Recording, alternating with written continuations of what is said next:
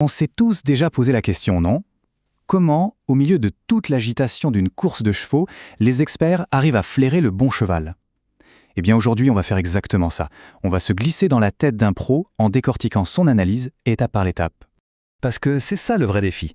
Imaginez, 14 chevaux, tout puissants, tout prêts à en découdre. Comment on fait pour dénicher les favoris, sentir les surprises possibles et surtout monter une stratégie qui tient la route? Allez, on plonge dans sa méthode.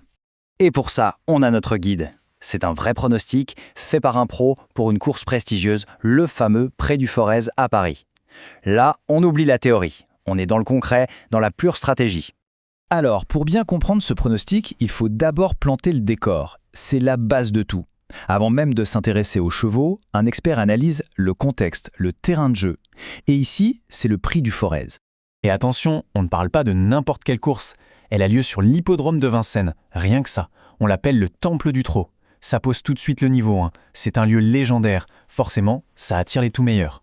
Bon, maintenant qu'on a le lieu, passons aux choses sérieuses, les statistiques clés. C'est un peu la carte d'identité de la course. C'est sur ça que toute l'analyse va se construire. C'est la fondation avant même de parler des chevaux. Alors, qu'est-ce qu'on a? Le Prix du Forez.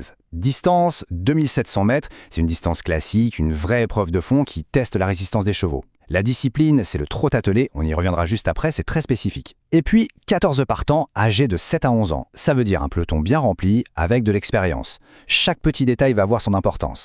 Et puis, il y a le nerf de la guerre, l'argent. 90 000 € de gains à se partager. Là, on comprend tout de suite mieux pourquoi la bataille va être rude. Avec une telle somme en jeu, on peut être sûr que les meilleures écuries et les meilleurs drivers sont sur le qui-vive. Justement, parlons-en du trot attelé. C'est quoi exactement? C'est simple, le cheval tire un petit char à 2 roues, qu'on appelle un sulky, et la règle d'or, mais vraiment la règle numéro 1, c'est qu'il doit trotter, tout le temps. S'il se met au galop, c'est la disqualification immédiate. Un seul faux pas et c'est fini. Ça demande une complicité et une maîtrise incroyable de la part du driver. Ok, le décor est planté. Maintenant, place aux stars, aux acteurs principaux de cette pièce, les chevaux. On va voir qui sont les favoris de notre expert et surtout, comment il nous les présente. Alors là, l'expert ne mâche pas ses mots. Le numéro 12, Hubble du Vivier, c'est le cheval de la course. Sa forme est irréprochable, c'est un point d'appui incontournable. On entend bien ces mots, c'est clair, net et précis. C'est la pierre angulaire de son pronostic, la base solide sur laquelle il va construire tout son jeu. Et juste derrière, on a le challenger Jingle Dupont. Et là, c'est super intéressant de comparer. D'un côté, on a la base solide, Hubble du Vivier. De l'autre, ce Jingle Dupont, qui est en pleine progression. Mais le détail qui tue, le petit truc qui rend l'histoire encore plus savoureuse, c'est qu'ils sont tous les deux entraînés par la même personne, Nicolas Bazire. Ça, c'est fascinant. Quelle stratégie va-t-il mettre en place pour ces deux champions? Et puis, il y a le numéro 8, Idéal du Rocher. L'expert le qualifie de coup de cœur. Pourquoi? Parce qu'il a été spécialement préparé et qu'il arrive frais. Dans le jargon, ça veut dire qu'il n'a pas trop couru récemment. Son entourage a clairement visé cette course. C'est un signal très très fort. Il est là pour performer. Bon, on a vu les favoris, les arguments. Maintenant, c'est l'heure du verdict. Le moment où l'expert doit tout synthétiser et nous livrer sa sélection finale. La fameuse liste du top 8. Et à la voilà, c'est vraiment le cœur du réacteur, le résumé de toute sa pensée. Et attention, ce n'est pas juste une liste de noms balancés comme ça, c'est une hiérarchie, un classement précis. On a Hubert Duvivier en tête, logique, Jingle Dupont et Idéal du Rocher juste derrière, et puis, plus on descend, plus on trouve des chevaux comme Héros Cibé, l'outsider séduisant. Chaque cheval a sa place, son rôle, c'est ça, le produit fini de l'analyse. C'est bien beau d'avoir une liste, mais concrètement, on en fait quoi?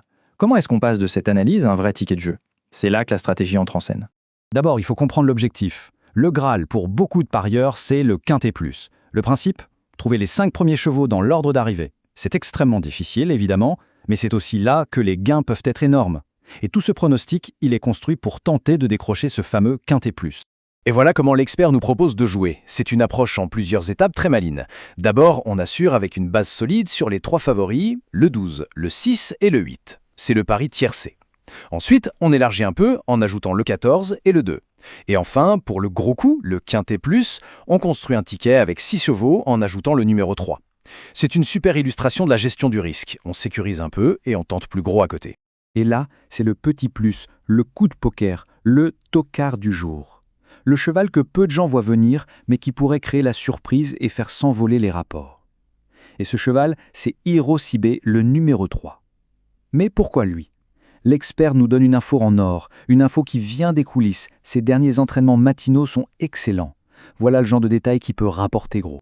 Bon, on a vu beaucoup de choses. Alors, si on devait résumer tout ça, qu'est-ce qu'il faut retenir de l'art du pronostic?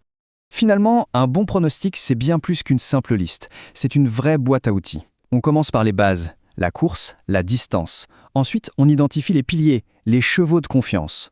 On regarde le classement complet pour voir la hiérarchie, on cherche les conseils de jeu et le petit outsider qui va bien. Et surtout, on fait attention aux détails techniques, comme le déferrage, le fait qu'un cheval court censé faire. C'est un détail qui, parfois, peut tout changer. Alors, au final, on en revient à la question de départ. Tout ça, est-ce que c'est de la science pure, basée sur des données, des statistiques, ou est-ce qu'il y a une part d'art, d'intuition, ce fameux flair de l'expert? Probablement un peu des deux, non? Et c'est justement ce mélange entre calcul et instinct qui rend les courses hippiques si passionnantes.